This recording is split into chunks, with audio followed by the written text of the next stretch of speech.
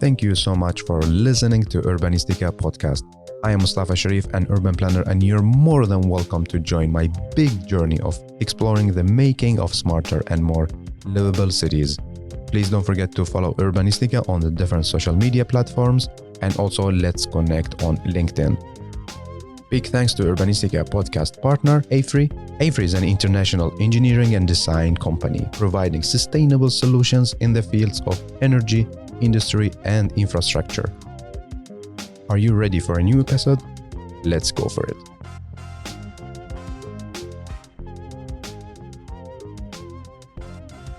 I have the pleasure to welcome Marie Trogstam to Urbanistica podcast. Hey, and welcome, Marie. Hi, thank you very much. How are you doing, Marie? I'm perfectly fine, thank you. And you? I'm really good. It's good to see you here at the office. Yeah, that was the first time in long, so I'm really pleased to be here. I saw you, I think, in the beginning, like the welcoming week and different other events. I'd be like, oh, I need to meet Marie IRL and get more inspired. Thank you so much. And I'm really looking forward to this dialogue with you. Yes. So, Marie, you are our storyteller for this episode. How would you like to introduce yourself and tell us about your passion? I would say that I'm actually coming from a very safe environment in Sweden, brought up in the gardening facilities, supporting my grandparents with their hundreds of apple trees, and also actually having the own apple type within my family. And coming from that, I'm not sure if it's despite or thanks to, but being a true multilateralist, I've always dreamt about trying to make a bit of a change, be a small piece of a big puzzle to actually move things forward. So that's, and also coming back to what you said about being passionate, to be able to do that, of course, you need to understand the prerequisites, different environments, and also cultures. So that's been a passion for me all the time. I've been like exploring or enjoying the rainforest in Borneo and Amazon and the polar bears in the Arctic. And then also, of course, to see women and the perspective of children in different environments. So it's always that, how is it actually in different environments? A true passion. Yeah, that's very, very interesting. You mentioned like a type of apple, right? Yeah. What is it? It's called the Trogstam apple. So I was brought up, my grandfather's grandfather, he actually formed his own apple. It wasn't always with the consent of the neighbors, but he actually did. And as you can hear, I'm truly proud of that. Yeah. Can we still buy? Oh, yes. Really? Yes, not in like the supermarkets, but it is there, small scale. Wow. Yeah. How does it look like? It's like an early fall fruit. It's yellow and it's tasty. I will promise I will show you sometime. Oh, I will be so happy. That's so nice. Yes. So tell us more. Like, what did you study? First, did you grow up, and then like what did you study? Yeah, I'm actually from. It's a small town called Enköping. It's kind of close to Stockholm in Sweden. And I was driven from the very beginning of the United Nations. It's always been, once again, the globalism and the multilateralism. So when I was a young nanny in the States and I was about to choose and select my work for the university, I was really happy when I found out the possibility with political science and international politics, developing economies, etc. So that's where I'm coming from. Mm. And why you're more like interested in the field of sustainability? Actually, it's coming from, I worked at the company Saab and actually being responsible for market development and partnerships with the United Nations in peacekeeping mainly, but also for humanitarian response. And being, for example, in Eastern Africa, it was easy to recognize the importance of sustainable development. And that's where I've been in different companies and always thought about what would sustainability mean for this specific organization or company.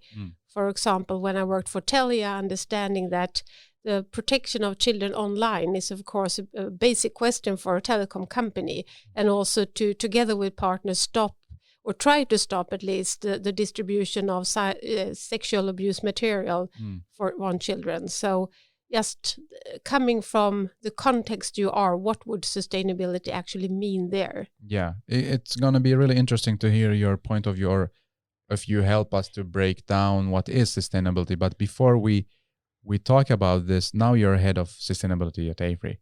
So what does it mean? Or what do you do? What are your responsibilities?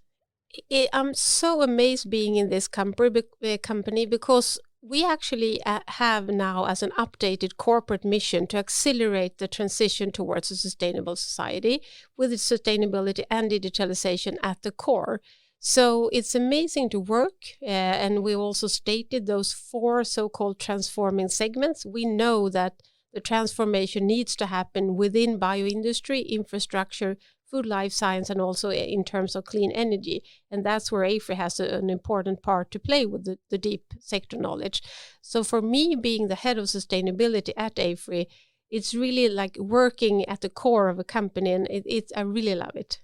So what do you do? Can you tell us more about like projects you work with or tasks? Yeah, as you probably heard a lot about is the upcoming, or actually present already, the EU taxonomy. So of course it's a lot about reporting and our disclosing that. But what is evident now is what used to be merely reporting is really part of the strategic work for many companies now. And as part of the EU Green Deal, I think the taxonomy will actually mean a lot to shift the focus for investments, and it will also shift maybe the business models and the access to different markets. So that's why working on that type of questions that is regulatory, but with a huge strategic importance.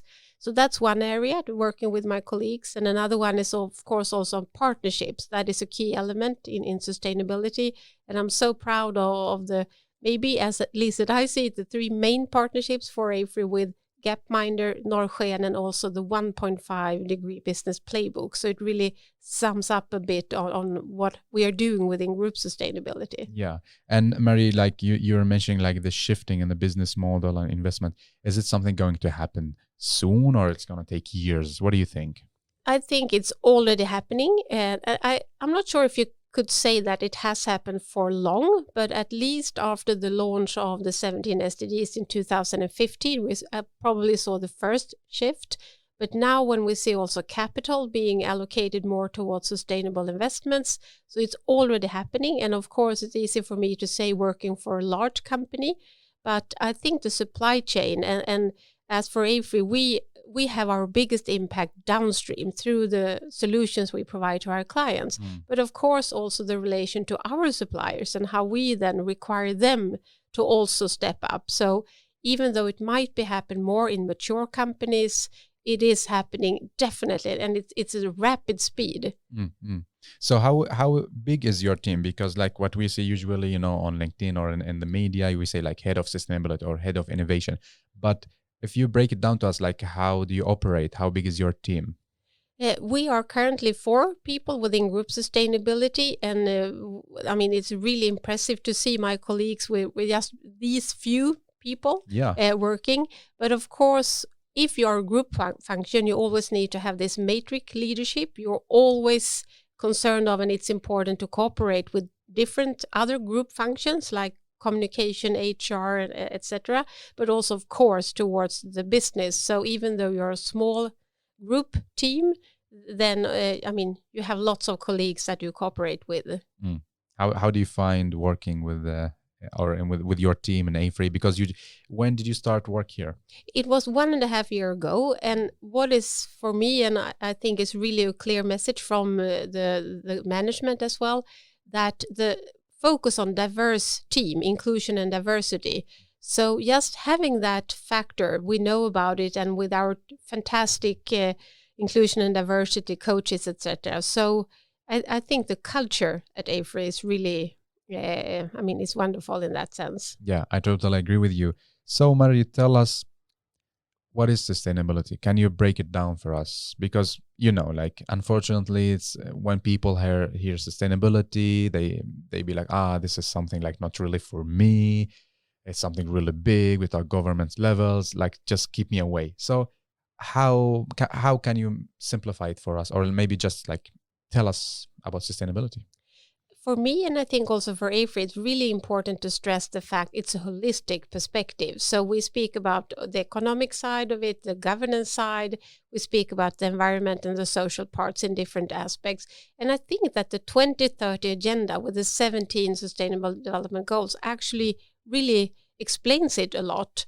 And then we have the 1.5 degree target. But it's so important to remember as a company, when you want to address sustainability, I mean, what is your business model? What is it, your types of products and services, solutions? What can they address in terms of sustainability? And then it's the how.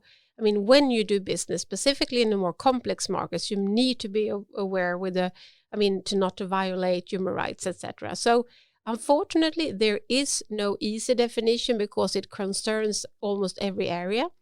And also, as we know, with the 17 Sustainable Development Goals, there are also conflicts between them. Of course, there is. So working with sustainability, I think you need to be, just recognize that it is complex. And that's why, as for AFRY, to address that through diverse teams with diverse backgrounds, that's a necessity, I would say.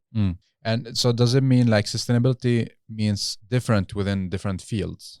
Yeah, that's completely right. And as I just shortly mentioned, coming to a new company, you need to start thinking, what would this mean for us? What is the most essential? And as for AFRY, we know that, as I mentioned, we have the biggest impact downstream through the work we do with our clients.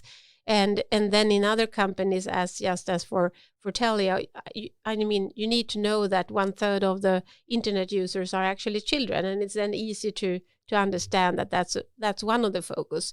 But just also to add, last fall we sent out a questionnaire. It was internally, but also externally. What are actually the key sustainability aspects for AFRY? It's a so-called materiality assessment, and it actually showed that good business ethics, but also our sustainable solutions and also how to accelerate the transition are 3 areas that our stakeholders say, this is sustainability for you. Yeah. Also, you mentioned we have like the 4 different areas. So how is it for us to focus on the sustainability aspect within each area? Like, what is the strategy for us? Yeah, and I say that everyone is looking for now probably the golden standard or the silver bullet, whatever you say, and it's all about impact. And we just launched 8 new sustainability targets. Some of them are just revised, and the first one is actually for AFRY to increase our net positive impact through assignments. And what is that? How do you measure impact? And one way of doing that for us is to have a look at this EU taxonomy, because it's still an opportunity to get a common definition of what is a sustainable activity. And once you have that, then you could start to measure your improvements. And the first 2 areas in the EU taxonomy are climate change mitigation and climate change adaptation. But as for another area is water. And just to give one example, within process industries, they've set a target that for each client in the pulp industry, we will then reduce the water usage with 20%. So that's a very clear target that really contributes. So we need to reach that type of impact targets, I would say. And is it possible to have this very specific targets within each field? I hope so. And the taxonomy kind of drives that, because the taxonomy concerns macro sectors, and for AFRY, we are actually relevant in most of them. But then it's a very specific also, it's so-called economic activities. And there you get clear definitions of what is a sustainable assignment in a very specific field. And that will guide us, of course, in starting to measure, because we expect our clients also starting to have a look at that and maybe ask us also to provide solutions that support them to come so-called taxonomy aligned. I guess there is a need for really brave leadership in order to take or make this happen. So tell me more, because you're the head of sustainability, and it's a lot of leadership aspect within this, or within your position. So what kind of leadership is needed now? I would say also the position that AFRY is taking, that you need to be brave. That is one of our three values here.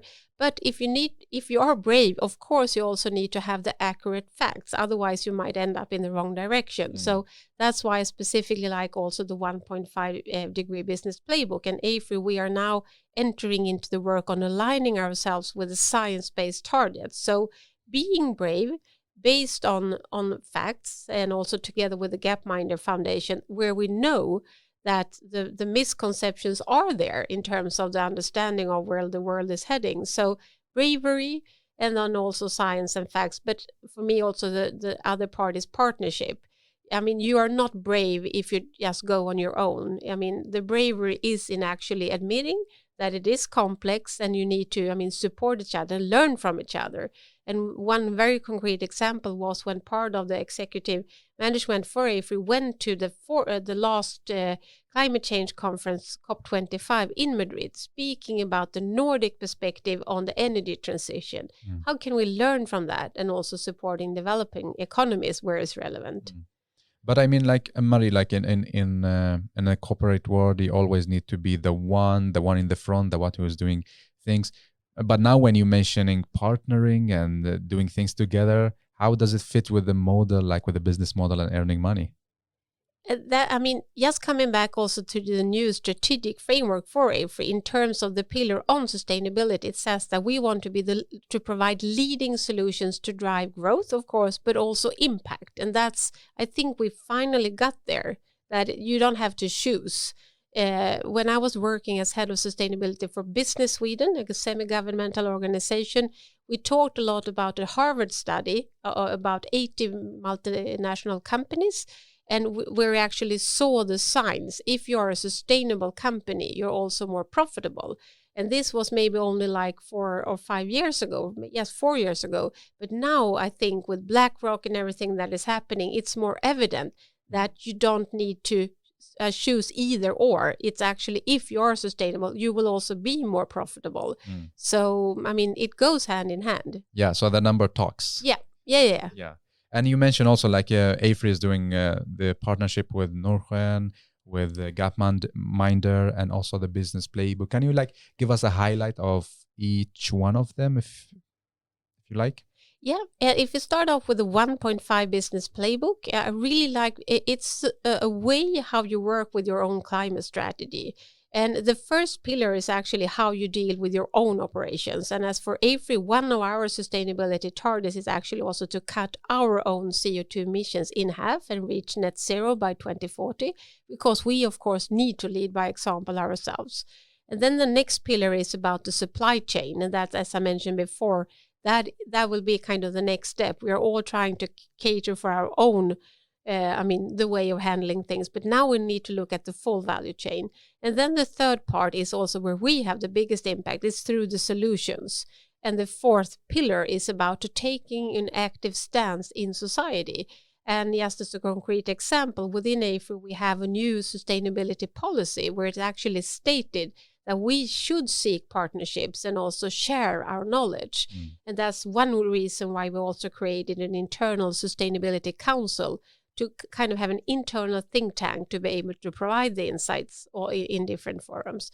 So the playbook is a great way of starting your climate action. And then, of course, Norrsken, discussing with them about the impact unicorns and Can you tell the listeners what is Norrsken? Is it like it's a foundation? Yeah, it is a foundation, and they are just focusing. I think there is a bit of a focus on food currently, but they are, of course, now looking into, for example, sustainable finance, and with the focus on scale-up companies that could actually become those unicorn impact companies with, I think they say, targeting 1 billion people, and it's sustainability is really at the core, and the mentoring part between AFRY and Norrsken. So, they are launching their Norrsken house in Kigali, and as you can hear, I'm really, energized about it.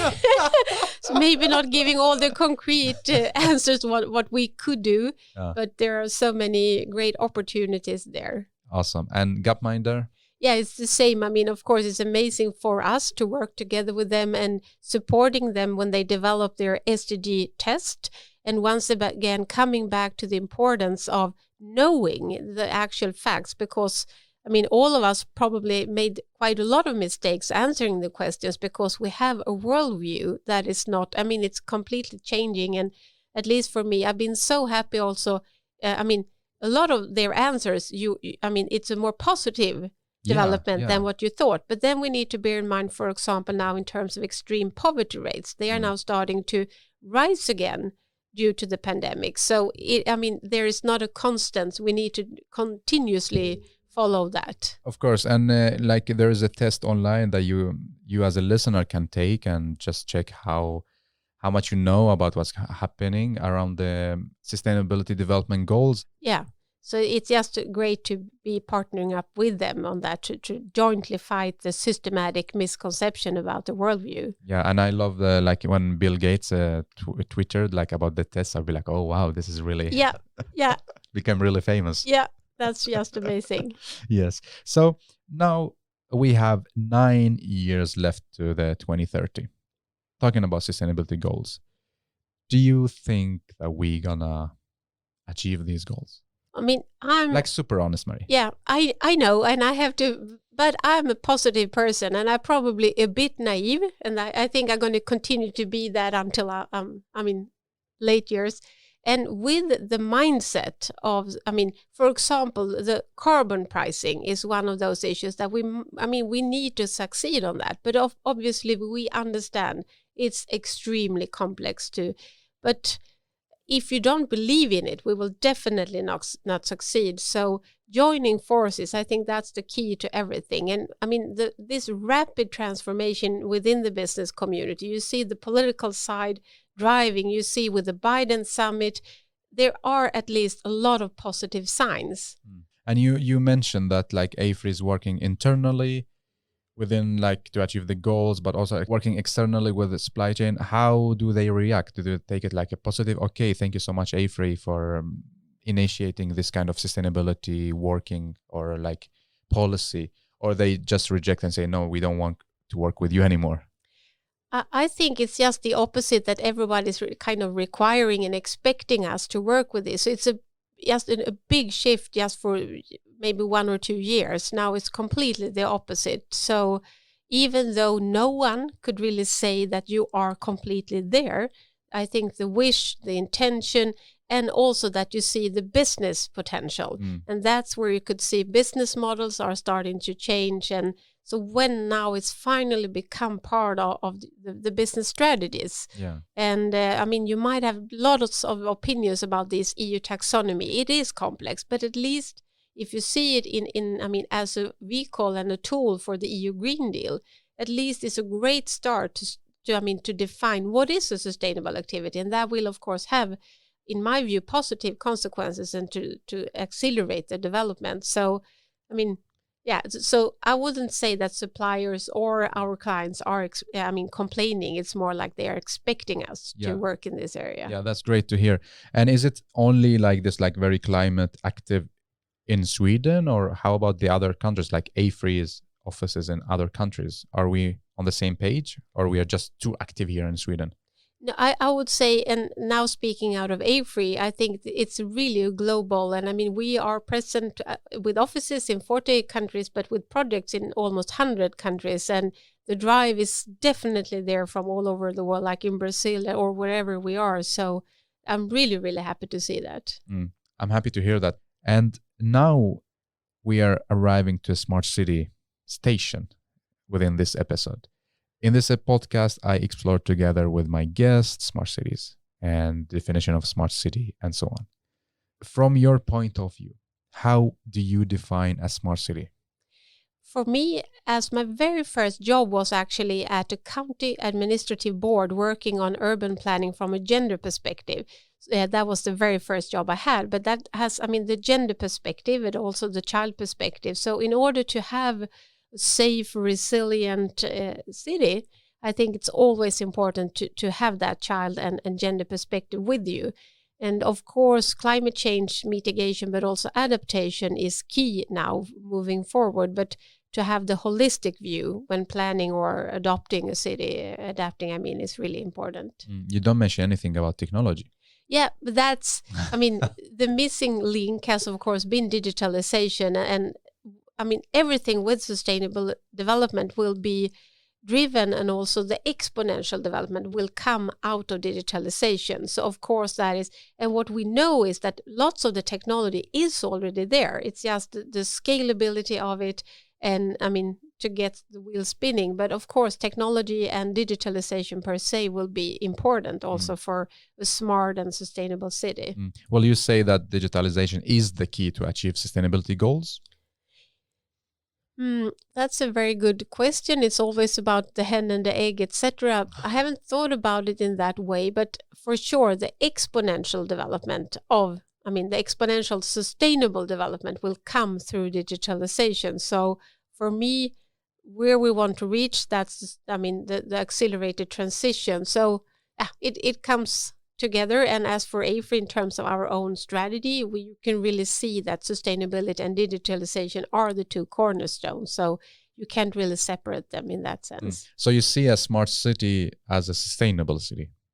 Yeah, at least for me. And I'm really interested actually to hear your view of what is a smart city. But for me, you can't really be smart if you're not sustainable. So at least for me, it's really, really important that a city is sustainable. And once again, from the holistic view, it's about safety. And just coming from my very first job, just seeing the difference in answers. I had study groups in different areas of the city of Norrköping, and just finding out that people living in different areas, and also, if you were the gender context, that safety was such a more important issue for women, and also in some parts of the city. So just coming back to that importance to be inclusive when you are planning a city, that's for me, and that is sustainability, but it's also smartness. So once again, of course, because the thing, like what I'm trying also to inspire by you, like as a guest, like sustainability is not only about like the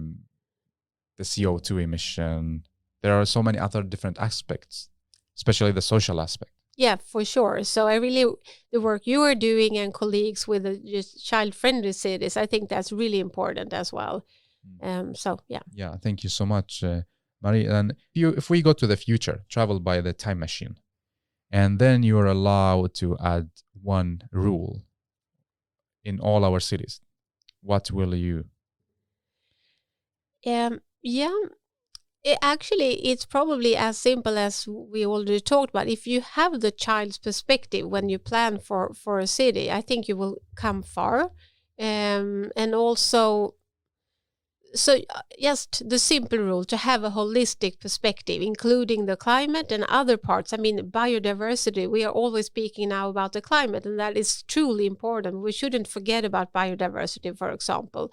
So if you have that in mind, a holistic, sustainable view on it, and of course, safety per se is a truly important issue as well, but also inclusion. And coming back to the very important work done by AFRY and the infrastructure on asking actually young people what they want to have and maybe also if there will be a shift moving from the mega cities more into the medium-sized cities, at least in Nordic context. So that just shows the necessity to have sustainability in mind from a holistic point of view when you are planning your city. Yeah, exactly. What do you think about Greta Thunberg? She's been doing an amazing job, of course. So yeah, and just providing a voice for the youth, and also her message is, as we all know, to trust science and listen and act upon science, and that's why I also appreciate our cooperations with, for example, the 1.5 degree business playbook, because it's based on science. We have all the facts we know, and of course things are changing about global warming. It's not static, but at least as long as we follow the scientists, we are, a great way closer to reaching the solutions also. Exactly. So what do you tell yourself, like when you see Greta talking about climate and doing this movement? What do you tell yourself as a head of sustainability? Of course, I feel that I have a responsibility, but also I'm being energized by it. And as I said before, I never hear anyone being reluctant, or I think it's more like, why can't you move faster? Why can't we do things faster? So, just energized by different actors, but also for me to see companies, large companies, and speaking about not only the shareholders, but society as a stakeholder. Then, I'm a corporate person, so that's why I really love when big companies start acting and moving. And yes, with our own CEO, Jonas Gustafsson, to see the leadership also in this area. A great role model there. Yeah, I'm really happy, to be honest. Like, I'm so happy to be here because like the team players are really like doers and want to change this planet and make it better? It's really good to hear. And at least for me, working with sustainability, you have to mix the strategic view. You need to actually have, also the bird view in that sense, to connect with strategic partners in order to reach and set ambitious targets, I should say. But then as the decade of action is happening now, we need to be concrete. So you have to mix those. You cannot only just working, in the concrete part, but you can definitely not only be in the strategic arena. So you need to mix those all the time. Yeah, exactly. So what is like sustainability, the future of sustainability for AFRY? So what is next? Right now, it's just there are so many things that we want to achieve, of course, and one very concrete action is to align our internal work with science-based targets, our own climate impact. But at least for me, from group sustainability, it will be to work on those two sustainability targets. The one being then to increase our net positive impact through the assignments. And of course, how do you do that? You need to have increased knowledge. And then how can we relate to the taxonomy, etc. And then the other one, how could we lead by example? So we need to work on those different layers at the same time, but also to be part in the society. Hopefully, we don't know if there will be a hybrid opportunity for COP26 in Glasgow, but we hope to work towards that global climate change and, to partner up. So we are working on all levels at the same time, I would say. And that's great, actually. The journey is going to be tough. And working with sustainability is a big thing. So what are our challenges in this journey? Of course, we don't have time. In the broader, that's just the very simple fact. We are not moving fast enough. Even though I naively said we will make it, we are, of course, not moving fast enough. So everything that could speed up and brave decisions, I think. Are you talking AFRY or like in general? Yeah, now it was more in general, but and of course, that's also an opportunity for AFRY with all our deep sector knowledge and all the strategic consulting and everything we are doing, and designing things right from the beginning, etc. So, of course, it's a huge opportunity for AFRY to be part of that. But on the more general level, time is, of course, matters. So we need to move quickly. Yeah, and I think like I can speak about my team, and we accept the challenge, and we're moving forward. Yeah, and I've never personally been in an organization where everybody, it might also be the time. It is a total difference in all organizations, but the commitment is huge, I think, within AFRY. And that's why also to lead by example in terms of our own impact, for example, on climate is essential. Yes, so it's so good to have you here, Marie. Thank you so much. Yeah. And now let's move to more like a personal questions about you. Yep. So if you will be an animal, which animal will you choose and why? Yeah, that's a very important and I like that question. I think I would choose to be a whale. And the reason for that is, this magnificent animal is big, but still kind. And openly, moves across the oceans openly. And we all know that there are challenges around whales, affecting them. But I think that would be my choice. And I have this this wonderful image myself from a humpback whale breaching out of Australia's coast. And that's, and I've seen blue whales in Svalbard, etc. So I really have the image of this giant in the sea. So a whale. Yeah, so you have a good relation. Yeah. Do you think the whale will choose to be a Marie? We can pause that question. Maybe if you tell that you have like a specific Apple brand. Yeah, maybe I had to work on that. And what is your now we're like taking favorite city, favorite public space, and favorite building. So let's start with your favorite city. Yeah, that's a tricky one, but I actually selected then Sao Paulo, and that's a very specific. I love that vibrant city, but since I'm a huge soccer fan, I was in Sao Paulo by the time 2002 when Brazil won over Germany, not in Brazil, but in South Korea and Japan. And the carnival or the festivities at Avenida Paulista in Sao Paulo, that was one of the most amazing things I've ever been part of. So Sao Paulo is my answer. That's crazy. You remind me like 2002, I had the haircut of Ronaldo, Yeah. like the triangle. Yeah. Good memories. So from city to a public space. Yeah. And since I'm coming from this gardening family, and a garden is probably not a public space, but I would say a park then. I love those greenfield areas in parks. It could be like, wherever you are, I'm always looking for parks. Yeah, like a green. Yeah, some green area. You don't have like a really specific one. No, I couldn't really think about it. And I think I would just say the park there. Yeah. And a building. A building. That's really let's see. Since, as you can hear, I'm a huge fan of the United Nations, so probably the UN headquarters in New York then. Wow. So I guess you have been there, right? Oh, Sure. yes, Yeah. yes.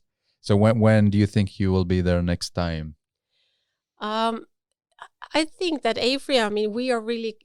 It is important for us to participate. For example, every summer the UN holds the high-level political forum on sustainable development, and we would love to be there. But of course, the situation won't allow that now. But hopefully, in some near future. So, Marie, you're like leading the sustainability aspect in AFRY, and you're traveling. You have a family. Do you have time for hobbies? Yeah, and it's not, of course, right. You're laughing. Yeah. But my hobby, and it's, of course, not the hobby because it's the essence of my life. That's my 3 children. But together with them, I like photographing. That's what I'm doing all the time, and hiking, I would say. And then soccer, coming back to some of my great memories, like watching Messi, Suarez, Neymar at Camp Nou in Barcelona, or like Ramos or Modric in Madrid. So soccer is one of watching, and also watching my youngest son play soccer. I really love that. That's so cool. That's so cool. So hopefully one day after the pandemic, we go and watch a match together. Yeah, I would love to do that. Yeah. So I guess your favorite team is it Barcelona? Actually, I haven't really selected one. That it sounds like weird. Yeah, I like just to see the games. And when it's the World Championship, I would like to close down everything for 4 weeks. I really love it. But I haven't really picked one team. I just like to see. Yeah. Maybe soon it's time to pick, huh? Yep, I figure. That's awesome. So what kind of picture are you making? Like in nature or like portrait of people? Nature is what I love. And I need to give that to the pandemic. I really learned to appreciate as many, we know that's many others in the local, the close by nature. So I take photos of flowers and like the sea or the sky. So it's really, I'm just crazy about that. Yeah, that's amazing. And like the aim of me asking you these questions, because I want to highlight the importance of like the work-life balance, and we need to really be sustainable within ourselves in order to contribute to this sustainable world. So this part is very important, and I'm happy that you share it with us. And now we are in the final section of this episode. We have 5 questions. Let's start with the first one. The first one is about what is the leadership advice that you wish you never got during your career? Yeah, I'm kind of selecting between 2, so I might say them both. But the first one was you shouldn't smile as much to be taken seriously. And I was actually a person that wanted to be really kind to me. He wanted to support me. When I was a young political scientist working in the industry. But that I couldn't really, I've kept smiling. So I didn't like that advice. And the other one was, but that was early days already in school. You shouldn't ask so many questions. And when I got my first job as a geopolitical analyst, my boss then said, I will hand you this job because you ask so many good questions. And then I finally felt like, well, I'm in the right place now. Wow. So, yeah.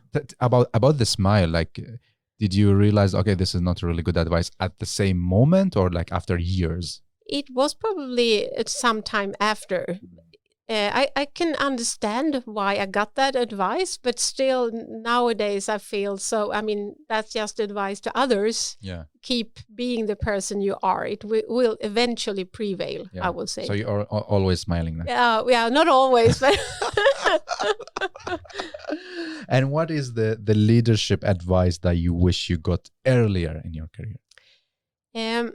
And maybe not earlier, but it really made a good effort when it came. I had a great opportunity to have the former, by that time, Leif Johansson was the chairman of Ericsson, and he really spoke about the importance and also that life comes as a package deal. And as you were referring to the work-life balance, and you should always have the integrity of your family and your closest. So it came in a good time of my life, and I think that's really necessary for everyone to think about. Life comes as a package deal. You should care about your loved ones as well. Exactly. And Marie, what keeps you motivated to do what you do? Like, what makes you wake up and be so, happy about coming here and work? Yeah, it's different parts, but I need to come back to my children. When I sometimes feel like we should do even more homeworks, or I'm actually trying to be there for every soccer training or everything. But then they keep telling me, we love what you're doing. We are happy that you try to do your bits in the changing here. So my children, but also the lovely colleagues. And then, of course, knowing that if you could just be a very small part in the bigger picture, then that's actually drives me. That's amazing to hear. You're combining the work, your kids, your hobbies, all them together, keeping the work-life balance. Oh yeah, and as you fully understand, that's not every day. You're always, struggling to get it together. But I really love all parts of these parts that you're mentioning, and always try to get them as good as I can together. Yeah. So far, I just see you smiling on LinkedIn picture now. So well, there's always some days that aren't as happy as for everyone. the dark side of Marie. Yeah. Oh yes. Awesome. Now we have the last two questions. One question gonna be from my side, and it's about you giving us a takeaway message. And then the last question gonna be you ask us. So please feel free to give us, the listeners, 3 takeaway messages. Yeah, and to no surprise, it will be, of course, about sustainability. And I think just to emphasize once again this holistic view on sustainability, we need to, and that just makes it complex, but we need to address the socioeconomic development, the climate, biodiversity, etc. So we need to do that, just to have that holistic view. But you need to find your way of doing it wherever, in what type of organization or company you are. And then the next one is to be brave. And bravery is about, of course, finding new ways of doing things, but also, as I said, if you're a person smiling, you should keep doing that and just develop your specific skills and be brave enough doing that. And the third one is actually to partner up. In terms of sustainability or whatever it is, learn from each other, be transparent that things are complex, and that could of course also be in the personal sphere, that it's okay to say that things are complicated and you might need advice. So partner up, I would say. Great takeaway messages. And now it's your turn to ask us a question.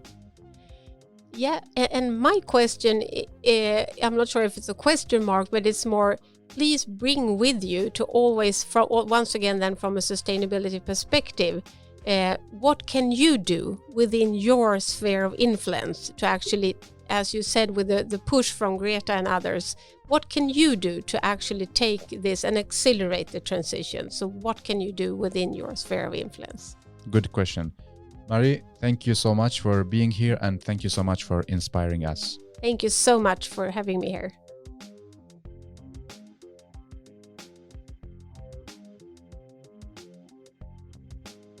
Well, thank you so much for listening to Urbanistica podcast. I hope you really enjoyed this episode. You learned something new and also got inspired by the guest. Don't forget to share the episode on your social media and recommend it to people you think they are really interested in this topic. Thank you so much again for giving your valuable time to Urbanistica podcast. I am Mustafa Sharif. Keep up the good work. Keep loving cities.